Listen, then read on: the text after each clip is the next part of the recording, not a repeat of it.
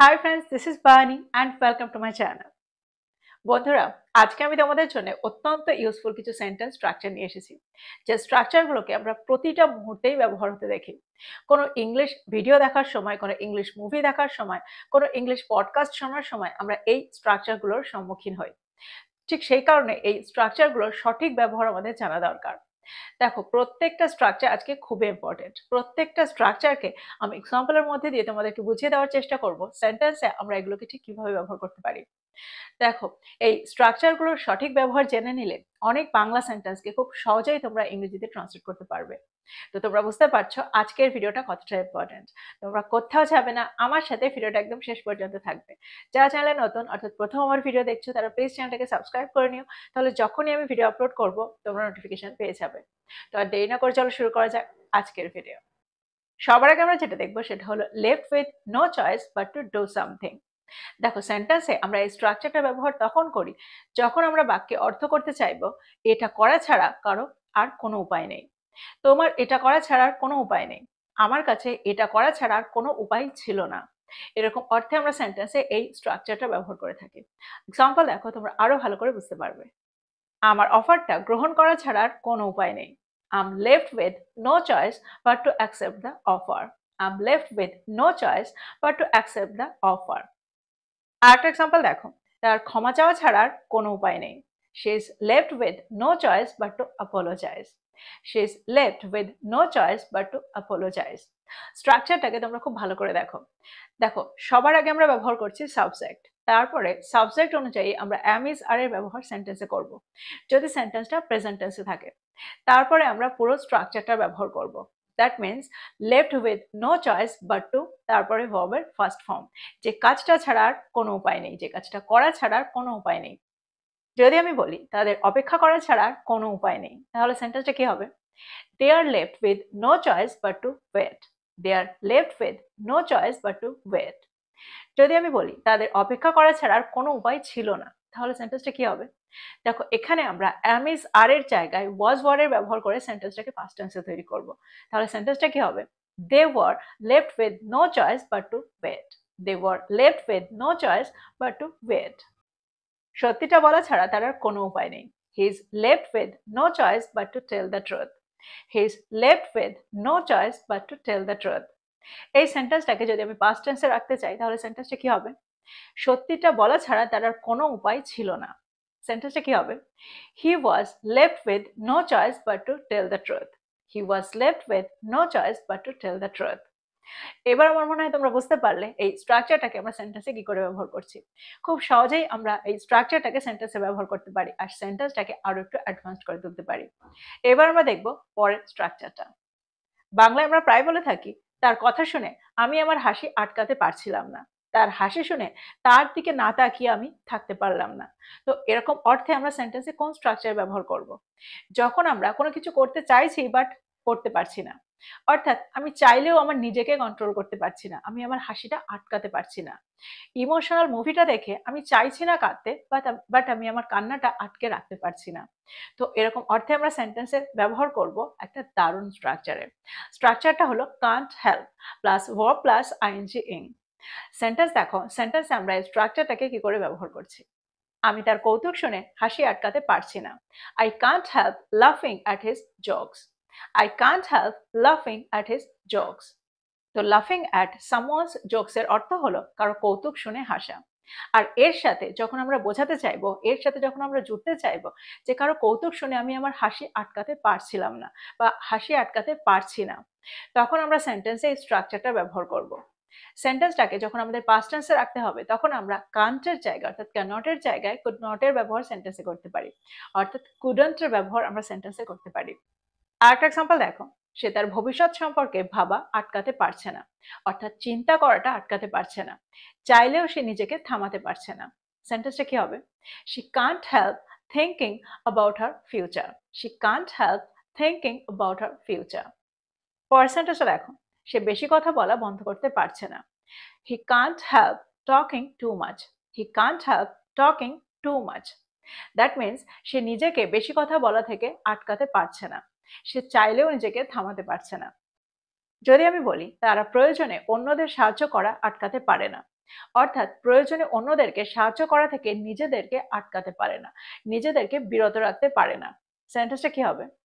They can't help helping others in need. They can't help helping others in need. তো তোমরা বুঝতে পারলে এই স্ট্রাকচারটাকে আমরা সেন্টেন্সে কিভাবে ব্যবহার করছি, কোন অর্থে ব্যবহার করছি। এবার আমরা দেখব এর পরের স্ট্রাকচারটা। বাংলায় আমরা প্রায় বলে থাকি তোমার এখন এটা না করাই ভালো, তোমার এটা করাই ভালো, আমাদের এখন এই কাজটা শুরু করাই ভালো।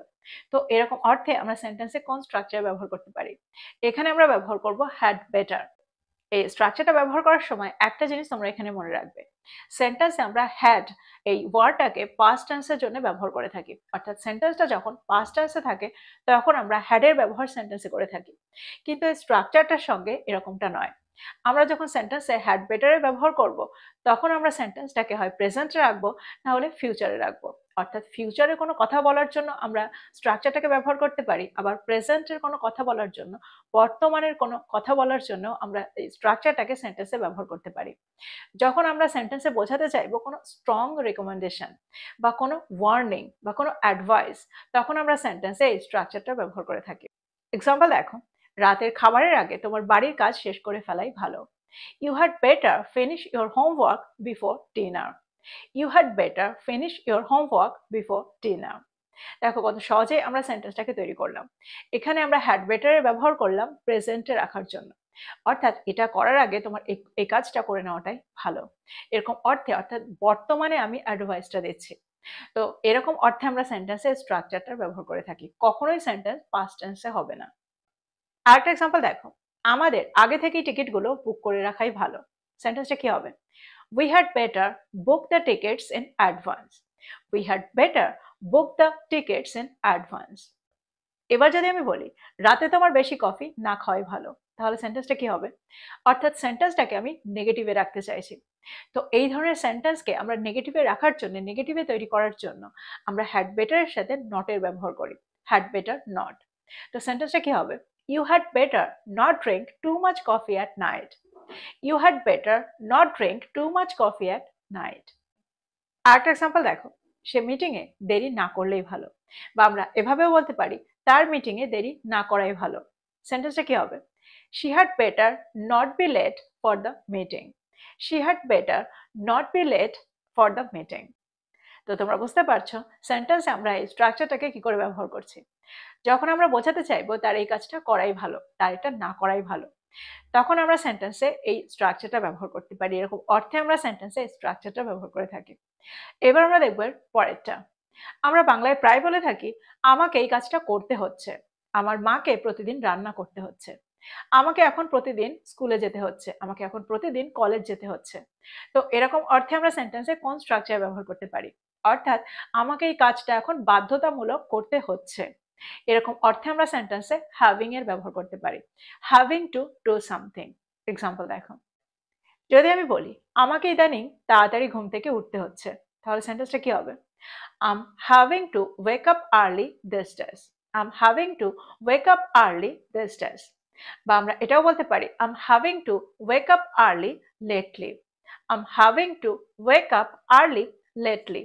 দেখো lately এর অর্থ হলো ইদানিং। ইদানিং এই কাজটা হচ্ছে, ইদানিং আমাকে এটা করতে হচ্ছে, ইদানিং সে প্রতিদিন অফিসে আসছে, এরকম অর্থে আমরা সেন্টেন্সে লেটলির ব্যবহার করতে পারি। তাকে তার পরীক্ষার জন্য আরো কঠোর পড়াশোনা করতে হচ্ছে। He's having to study harder for his exam. He's having to study harder for his exam. যদি আমি বলি তাকে আজ প্রত্যেকের জন্য রান্না করতে হচ্ছে, তাহলে সেন্টেন্সটা কি হবে? She's having to cook for everyone today. She's having to cook for everyone today. স্ট্রাকচারটাকে খুব ভালো করে দেখো। এখানে আমরা সেন্টেন্সে am is আর সাবজেক্ট অনুযায়ী ব্যবহার করছি, অর্থাৎ সাবজেক্টটা যা হচ্ছে সেই অনুযায়ী আমরা am is আর এর ব্যবহার সেন্টেন্সে করব, তারপর having to, তারপরে আমরা ভার্বের ফার্স্ট ফর্মের ব্যবহার সেন্টেন্সে করব। তো তোমরা বুঝতে পারছো সেন্টেন্সে যখন আমাদের অর্থ করতে হবে যে কাউকে কোনো কিছু করতে হচ্ছে, অর্থাৎ তাকে এখন এই কাজটা করতে হচ্ছে, বাধ্যতামূলক করতে হচ্ছে, সেই কাজটা করতে বাধ্য হচ্ছে, তখন আমরা সেন্টেন্সে এই স্ট্রাকচারটা ব্যবহার করতে পারি। এবার যদি আমি বলি কেউ কিছু করতে বাধ্য, দ্যাট মিনস তাকে এই কাজটা নিশ্চিতভাবে করতে হবে, তাহলে আমরা সেন্টেন্সে কোন স্ট্রাকচার ব্যবহার করব? That means something is certain to happen. এই কাজটা নিশ্চিতভাবে ঘটবে, এই কাজটা তাকে নিশ্চিতভাবে করতে হবে। এরকম অর্থে আমরা সেন্টেন্সে বাউন্ড টু এর ব্যবহার করে থাকি, অর্থাৎ এই কাজটা করতে সে বাধ্য। I am bound to do something. For example, নতুন কিছু শেখার সময় তুমি ভুল করতে বাধ্য। দ্যাট মিনস নতুন কিছু শেখার সময় তোমার ভুল হবেই, নিশ্চিতভাবে তোমার ভুল হবে। তো সেন্টেন্সটা কি হবে? You are bound to make mistakes while learning something new. You are bound to make mistakes while learning something new. আরেকটা এক্সাম্পল দেখো, যদি তুমি কখনো হাল না ছাড়ো তবে তুমি সফল হতে বাধ্য, অর্থাৎ তুমি সফল হবেই। সেন্টেন্সটা কি হবে? You are bound to succeed if you never give up. You are bound to succeed if you never give up. আমরা জীবনে সমস্যার সম্মুখীন হতে বাধ্য, অর্থাৎ আমাদের জীবনে কখনো না কখনো সমস্যার সম্মুখীন হতেই হবে, এটা নিশ্চিত। তো সেন্টেন্সটা কি হবে? We are bound to face difficulties in life. We are bound to face difficulties in life. তো এই সেন্টেন্সগুলোর মধ্যে দিয়ে আমার মনে হয় তোমরা বুঝতে পারলে সেন্টেন্স আমরা বাউন্ড টু কে কখন ব্যবহার করছি। দেখো, বাউন্ড টু এর ব্যবহার কিন্তু সম্পূর্ণ আলাদা, and I am having to do something এই স্ট্রাকচারটা ব্যবহার কিন্তু সম্পূর্ণ আলাদা। যখন আমরা বোঝাতে চাইবো যে কোনো কাজ আমাদের করতে হচ্ছে, অর্থাৎ আমরা এটা করতে বাধ্য, তখন আমরা সেন্টেন্সে এই স্ট্রাকচারটা ব্যবহার করব, অর্থাৎ তখন আমরা হ্যাভিং টু ডু সামথিং এর ব্যবহার করব। কিন্তু যখন কোনো একটা কাজ নিশ্চিতভাবে ঘটবে, that means something is certain to happen, তখন আমরা সেন্টেন্সে বাউন্ড টু এর ব্যবহার করব। তো এই ছিল আজকের কিছু ইম্পর্টেন্ট স্ট্রাকচার। আমার মনে হয় প্রত্যেকটা স্ট্রাকচারকে তোমরা বুঝতে পেরেছো। প্রত্যেকটা স্ট্রাকচারকে নোট ডাউন করো আর এগুলো দিয়ে সেন্টেন্স তৈরি করো, আর সেই সেন্টেন্সগুলোকে তোমাদের কনভারসেশনে ব্যবহার করো, আর এভাবেই এই স্ট্রাকচারগুলোর সাথে সরগর হয়ে যাও। তো এই ছিল আজকের ভিডিও, এই ছিল আজকের টপিক। ভিডিওটা ভালো লাগলে লাইক করতে ভুলে যেও না, বন্ধুদেরকে শেয়ার করো যারা ইংরেজি শিখছে। So this is all about today. I will be back with another video. Till then, take care. Thank you for watching this video. Bye bye.